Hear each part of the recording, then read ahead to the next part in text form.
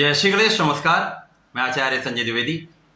मेरे समस्त प्रबुद्ध दर्शकों का मेरे चैनल पर हार्दिक स्वागत है। आज मैं कन्या राशि का जुलाई माह का मासिक राशिफल लेकर आपके सम्मुख उपस्थित हूँ। जुलाई माह कन्या राशि के जातकों के लिए किस प्रकार का होगा, कहाँ पर कितना लाभ मिल सकता है, भाग्य का कितना साथ मिलेगा, कार्यक्षेत्र कितना प्रबल होगा, प्रत्येक भाव के अनुसार संपूर्ण विश्लेषण मैं पूर्ण तर्क के साथ करने जा रहा हूँ। यहाँ पर जो भी समस्या आएगी उसका क्या निराकरण है, इसके बारे में संपूर्ण विश्लेषण मैं करने वाला हूं। अतः वीडियो को पूरा देखेंगे तो संपूर्ण लाभ की प्राप्ति होगी। कन्या राशि के लिए जो प्रारंभिक स्थितियां वो इस प्रकार होंगी। द्वितीय भाव में केतु का गोचर होगा, तृतीय भाव में चंद्रमा प्रारंभिक समय में होंगे, आपके षष्ठम भाव में शनिदेव होंगे जो कि वक्रीय अवस्था में होंगे, अष्टम भाव जहां पर गुरुदेव बृहस्पति तथा राहु का गोचर चल रहा है, दसम भाव जो अत्यंत प्रबल स्थिति में है जहां पर सूर्य बुध का बुधादित्य योग चल रहा है, आपके एकादश भाव में शुक्राचार्य हैं तथा द्वादश भाव में मंगल का गोचर प्रारंभ हो चुका होगा। इसके पश्चात 7 जुलाई को शुक्राचार्य का राशि परिवर्तन आपके एकादश भाव से द्वादश भाव में हो जाएगा। 8 जुलाई को बुध का परिवर्तन आपके एकादश भाव में हो जाएगा। पुनः बुध का परिवर्तन द्वादश भाव में हो जाएगा इसी माह में, तथा 17 जुलाई को सूर्य का राशि परिवर्तन आपके दसम भाव से एकादश भाव में हो जाएगा। शुक्राचार्य इस माह में ही वक्रीय अवस्था में भी आएंगे जो कि निश्चित रूप से एक विशेष स्थिति का निर्माण करने वाले हैं। तो ये माह पूरा बड़े परिवर्तन का है, विशेष लाभ दिलाने का है। निश्चित रूप से इस माह में कुछ विशेष लाभ अवश्य मिलेंगे। वर्तमान समय से ही यदि हम देखें तो लग्न तथा कर्म क्षेत्र के स्वामी जो कि बुध है, अत्यंत प्रबल स्थिति में प्रारंभ से ही बुधादित्य योग का दसम भाव में होना, जहां पर स्वराशि के भद्र नामक राजयोग में बुध होंगे तथा सूर्य के साथ जो मित्र में है बुधादित्य योग आपके दसम भाव में, आपके कर्म क्षेत्र को निश्चित रूप से बहुत बड़ा लाभ देने वाला है। अचानक ही बहुत बड़ा अब कोई असाइनमेंट मिल जाता है, कुछ विशेष लाभ की प्राप्ति हो जाती है, पदोन्नति का योग बन जाता है, आपका प्रभुत्व बढ़ जाता है, आपकी क्षमता में वृद्धि हो जाती है तथा कार्यक्षेत्र में विस्तार का पूर्ण रूप से योग दिखता है। यह संयोजन प्रारंभिक समय से ही आपके कार्य में विस्तार दे रहा है, विशेष रूप से लाभकारी स्थिति बन रही है, आपके प्रभाव में वृद्धि कर रहा है। यहाँ पर निश्चित रूप से आपके यश में वृद्धि का योग बन रहा है। आपका कार्यक्षेत्र इतना विस्तृत होगा, कार्यक्षेत्र में आप बहुत परिश्रम करेंगे, पूर्ण क्षमता के साथ लगे रहेंगे, लोगों का सहयोग भी प्राप्त होगा, उच्चाधिकारियों का सहयोग प्राप्त होगा। तो ये समय आपको सफलता के साथ साथ प्रबल रूप से धनदायक स्थिति, यहाँ पर आपके लग्न को भी प्रबलता मिलेगी, आप बहुत स्वस्थ रहने वाले हैं, आपका प्रभाव भी बढ़ने वाला है, आपकी क्षमताओं में वृद्धि हो जाएगी, आप बहुत सोच विचार कर निर्णय लेने वाले, आपका बुद्धि का भाव अत्यंत प्रखर रहने वाला है। यद्यपि यहाँ पर वाणी भाव आपका प्रभावित हो रहा है, यहाँ पर केतु का प्रभाव आपके वाणी भाव पर भी, परिवार के भाव पर भी है, तो परिवार से दूरी अथवा परिवार के साथ असहयोग, सामंजस्य की कमी, पारिवारिक संपत्ति से लाभ की कमी तथा यहाँ पर निश्चित रूप से वाणी के कारण एक विवाद की स्थिति, क्लेश की स्थिति बनती है। शारीरिक स्वास्थ्य में भी निर्बलता है, कहीं न कहीं कोई न कोई शारीरिक समस्याएं उत्पन्न होती रहती हैं।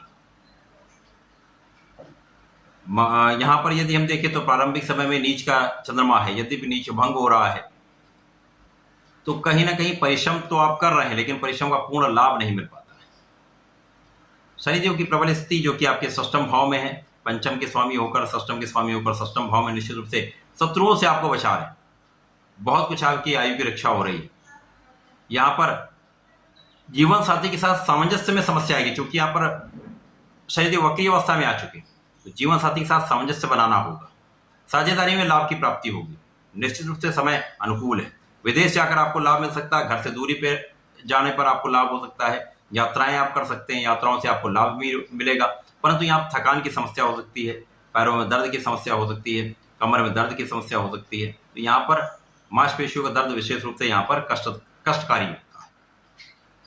शनिदेव का प्रभाव यहाँ पर पराक्रम में वृद्धि करने वाला है, लोगों का सहयोग निश्चित रूप से आपको मिलेगा। गुरुदेव जो अत्यंत प्रबल स्थिति में होकर मित्र की राशि में, परंतु अष्टम भाव में, अष्टम का गुरु बहुत अच्छा प्रभाव नहीं देते, कोई ना कोई स्वास्थ्य समस्या लगी रहती है, परंतु यहाँ पर आपके आयु की रक्षा होगी। राहु का गुरु का प्रभाव पूर्ण रूप से आपके व्यय को बढ़ाने वाला है। कहीं ना कहीं आपके स्वास्थ्य में आपका व्यय, अध्यात्म में व्यय, किसी न किसी विवाद के कारण व्यय निश्चित रूप से होता है। परंतु यहाँ पर धन का भाव भी प्रबल होता रहेगा, धन में निरंतरता आती रहेगी। यद्यपि यहाँ पर संचय की समस्या हो सकती है, परंतु गुरुदेव का प्रभाव आपके भूमि भवन वाहन का योग निश्चित रूप से बनागा। अचानक ही कहीं न कहीं से कोई ऐसा योग बनेगा जिसके कारण आपको इन सुखों की प्राप्ति हो सकती है, परंतु बहुत कुछ सुख होते हुए भी आप उनका उपभोग नहीं कर पाते। शुक्राचार्य का जो गोचर है वो आपके एकादश भाव में है, जो अत्यंत श्रेष्ठ है, क्योंकि यहाँ पर आपके भाग्य के स्वामी है, आपके धन के स्वामी होकर लाभ में है। तो कहीं ना कहीं से जीवन में लाभ की प्राप्ति तो हो रही, ये कम अधिक हो सकता है, परंतु लाभ तो निश्चित रूप से आपको मिल रहा है। अब शुक्र आपके परिवार का भाव भी प्रबल कर रहे हैं, आपके धन का भाव भी प्रबल कर रहे हैं, संतान का सुख भी दे रहे हैं, साथ ही साथ शिक्षा ज्ञान के भाव अत्यंत प्रबल हुआ है। प्रेम संबंधों में मधुरता है। जो मंगल का प्रभाव है वो आपके पराक्रम के भाव पर, जिसके स्वामी मंगल है, तो कहीं ना कहीं आप परिश्रमी तो बने रहेंगे। मंगल का प्रभाव आपके ऋणों में वृद्धि करने वाला है। यहाँ पर ऋणों से आपको बचना चाहिए, चाहे वो ऋण लेने का कार्य हो या ऋण देने का। यहाँ पर ऋण से आपको बचना चाहिए। कुछ विवाद के कारण शत्रु भाव उत्पन्न हो सकता है, परंतु शत्रुओं का विनाश निश्चित है, बहुत बड़ी समस्या नहीं है, लेकिन विवाद से आपको बचना चाहिए। शुक्राचार्य का परिवर्तन द्वादश भाव में हो जाएगा, यहाँ पर मंगल के साथ ये पहुंच जाएंगे, तो मंगल के साथ इनका प्रभाव बहुत कुछ मंगल के नकारात्मक प्रभाव को कम करने वाला होगा। यहाँ पर जीवन साथी के साथ सामंजस्य बढ़ जाएगा, प्रेम बढ़ जाएगा, कहीं न कहीं स्थिति सामान्य होने लगेगी, आपके ऐश्वर्य में वृद्धि हो जाएगी, धन का भाव प्रबल होगी, विदेश से अच्छा धन प्राप्त कर सकते हैं, अपनी क्षमताओं से विशेष लाभ की प्राप्ति कर सकते हैं। बुध का परिवर्तन दसम भाव से एकादश भाव में हो जाएगा। बुध जो कि यहाँ पर कार्यक्षेत्र के स्वामी, लग्न के स्वामी होकर लाभ में जाएंगे, तो निश्चित रूप से यहाँ पर विशेष लाभ की प्राप्ति, संतान से विशेष लाभ, संतान को भी लाभ, शिक्षा ज्ञान से आपको विशेष रूप से लाभ की प्राप्ति होने वाली है। इससे संबंधित होकर कोई कार्य करते हैं, वाणिज्य से संबंधित होकर कोई कार्य करते हैं, किसी भी प्रकार का आपका व्यापार है, यहाँ पर तीव्र गति से आपको लाभ देने वाला होगा। कार्य क्षमता में आपके कार्य क्षेत्र में वृद्धि हो जाएगी, कार्य क्षमता में वृद्धि से आपको सफलता की प्राप्ति हो जाएगी, कार्य क्षेत्र अत्यंत प्रबल हो जाएगा। इसके पश्चात सूर्य का परिवर्तन भी एकादश भाव में हो जाएगा, तो यहाँ पर पूर्ण रूप से लोगों का सहयोग, शासन तंत्र का सहयोग, शासन प्रशासन में आपको लाभ मिलेगा, सरकारी सेवाओं से आपको लाभ मिलेगा, सरकारी नौकरी का प्रयास सफल होगा, प्रशासनिक सेवाओं में यदि हैं तो वहाँ पर पदोन्नति हो जाएगी, धन का विशेष रूप से अर्जना यहाँ प्राप्त करने वाले।